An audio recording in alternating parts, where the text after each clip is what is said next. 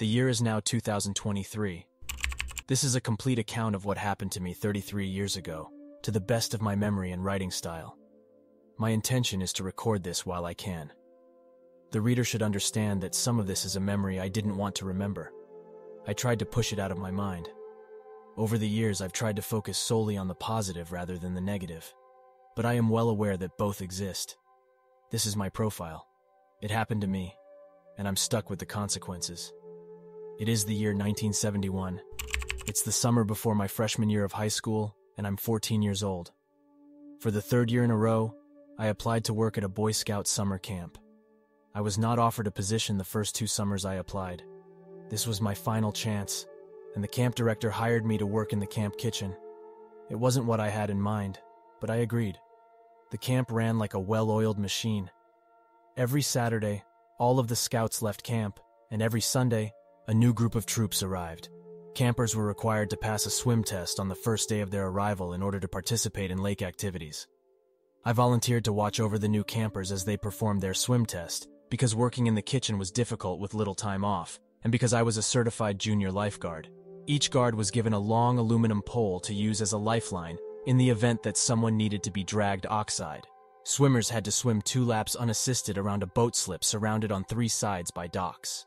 The open side was bounded by buoys along the length of rope for the swim test. On this particular day, I had observed several groups successfully complete their tests. During one of the evaluations, however, one swimmer, a boy of about 13 years old, began to struggle and cried out for help. All I had to do was lower the pole for him to grab onto when I'd pull him out. But instinctively, my lifeguard training kicked in, and I jumped into the water feet first, legs spread apart like on a bicycle. I quickly grabbed the boy, spun him around, and carried him across his chest diagonally with my arm. It's a strong grip that will keep him from fighting me if he panics. I decided to put him in a chin carry instead, because he was quite docile, and this hold was tiring. That was a mistake because the boy felt less secure and became anxious as a result.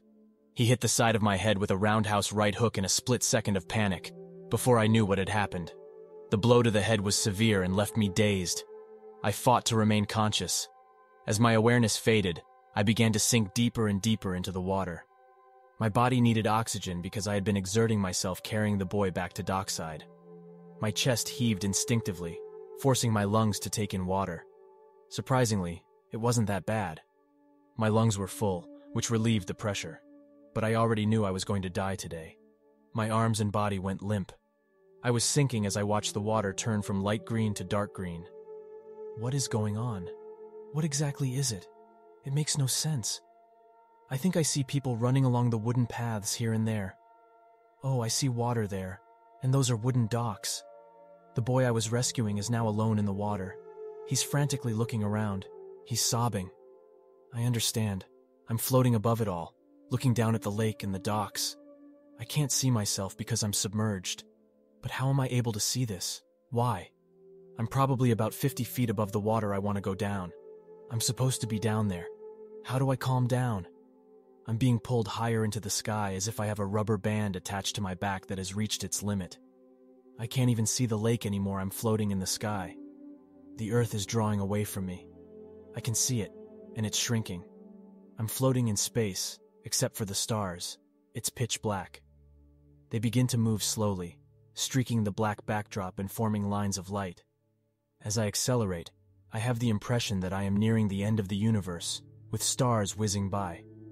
The lights create a wall defect similar to Star Trek's warp drive. I'm moving fast, faster than is physically possible, but there is no real sensation other than sight. Then there was darkness. It's pitch black. It's pitch black. I don't see anything. There isn't anything. I strain to see anything at all. This bothers me. I'm terrified. I have the impression that I am in a universe devoid of all things. It is infinite in size and completely devoid of life. There is no one else. There is nothing else. I'm by myself. There is no such thing as a person, life, death, love, hatred, or salvation. Except for me, there is nothing but vast emptiness. My senses are overwhelmed by loneliness. Anything would be appreciated. Please, please. I can't stay here any longer. Wait, I noticed something. Do I hear anything else? Is my mind playing games with me? I can hear people laughing, but I'm not sure I like the sound of it. I see a speck of light.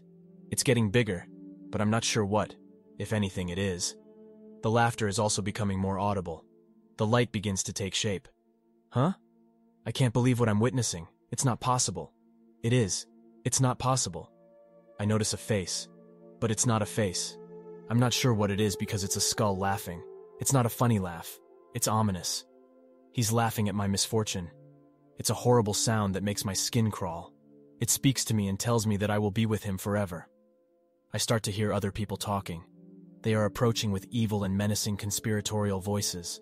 They were either brought by the skull or followed it. I'm terrified.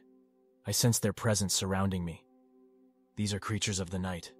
They are invisible to me. I can feel them. They're close.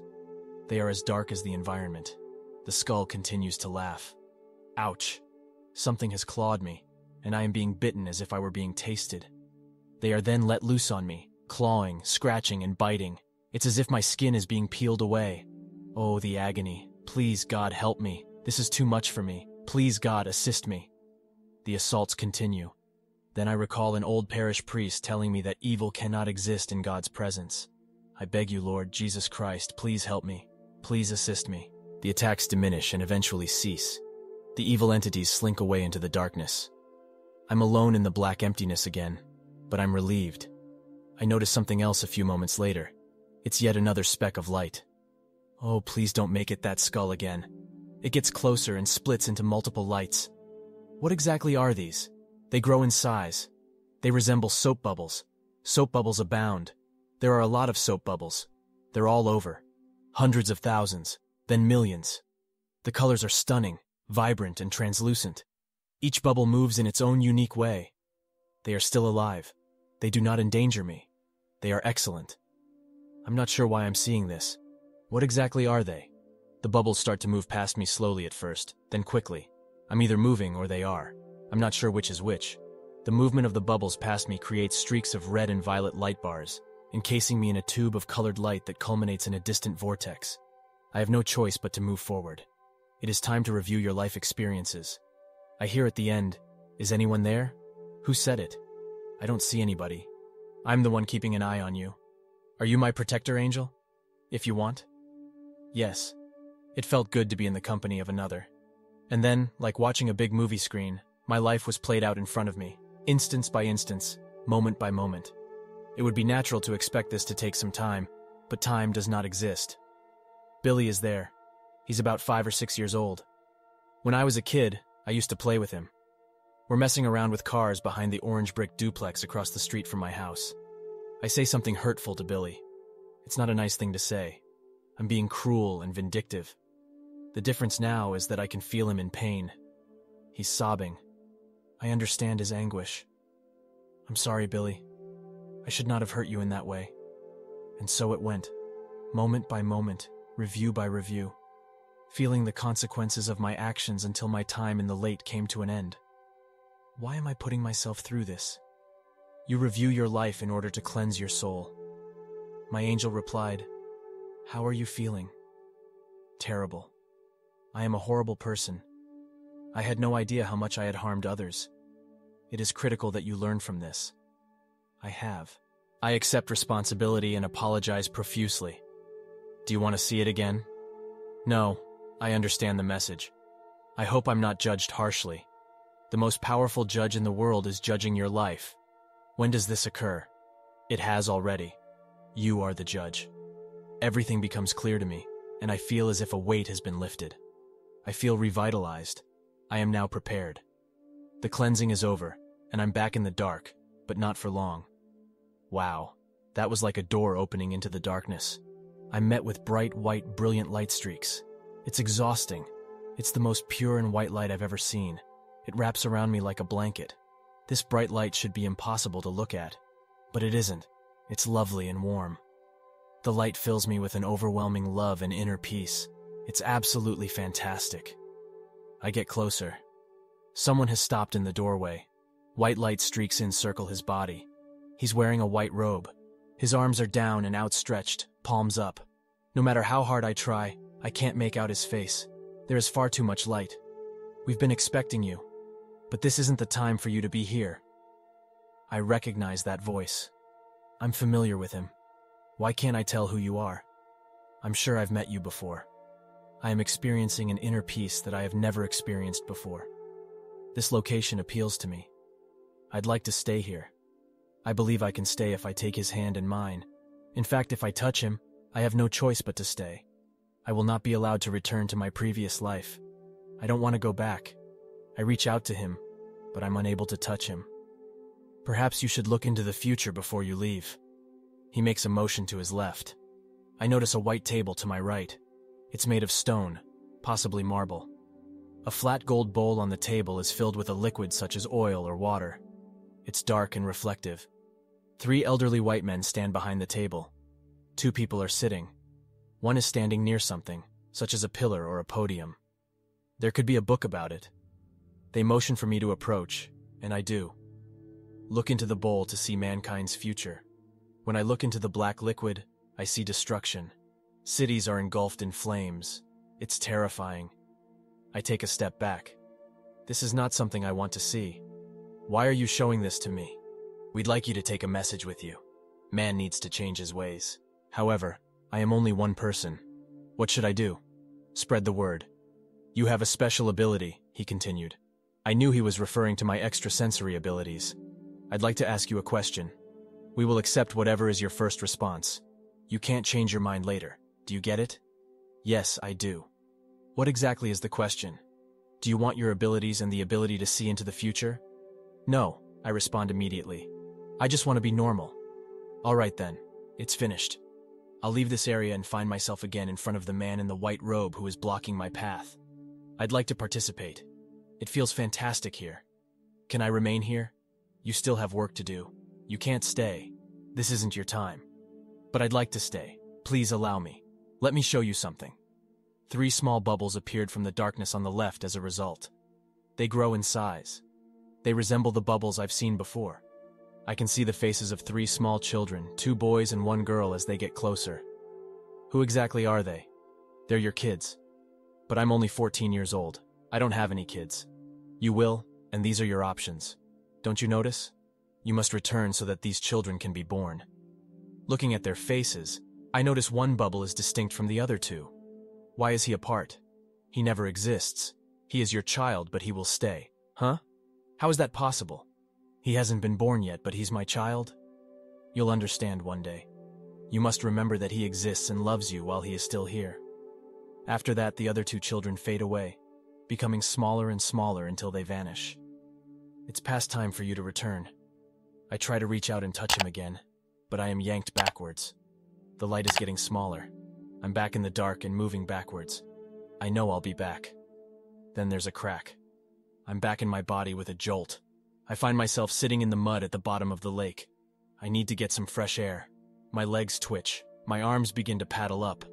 Will I be able to finish? I don't believe I can. It has to be at least 10 or 12 feet tall. I require fresh air. I finally feel air with my right hand after much struggle. I break the surface with another stroke or 2. I cough up water from my lungs right away. The young swimmer is terrified. It's in his eyes. He begins to assist me. That's quite ironic. Still coughing and gasping, I get some air into my lungs and it feels good. One of the senior waterfront instructors runs down the dock towards us. I quickly resume dragging the boy to shore. I'm exhausted, but I make it through. I was assisting you. The boy says. I cut him off and help the senior instructor push him up onto the dock. He thanks me for saving the boy. I'm dazed and perplexed. I say nothing and exit the water. My body is fine, but my mind is reeling from what just happened. Prior to this incident in my life, I had many paranormal encounters. Following that, the activity died down. It was not completely eliminated, but I can live with it and interpret things better. Overall, the old men I spoke with helped me become normal, for which I'm grateful. I've often wondered why a 14-year-old would encounter such an evil entity. After all, how bad can a 14-year-old boy's life be to warrant such treatment? I've concluded that my trip to the other side was unplanned, so family and friends there were unprepared for my arrival. Because no one knew I was coming, I became an easy target for the dark side entities. In contrast, I like to believe that at the appropriate time, someone will assist me in navigating a safe passage. I was a Catholic at the time of my near-death experience. Following that, I continued to attend a Catholic school. In reality, the school was a pre-seminary that prepared boys for the priesthood. But I'd changed religion.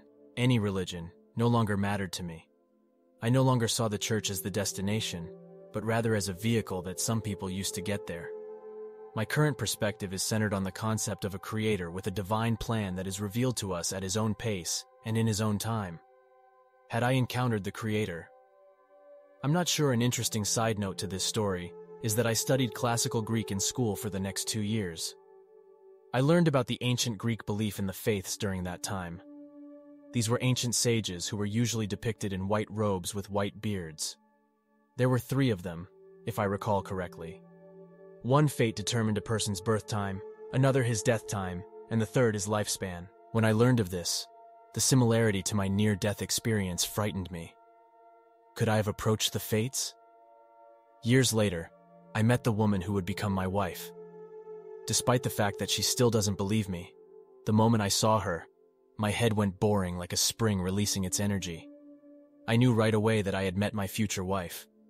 We had 3 children, as predicted, though one was miscarried and never born. And I did in fact come to understand. What else have I discovered? I know that our actions have an impact on others, both positively and negatively, and that we will realize this in the next place.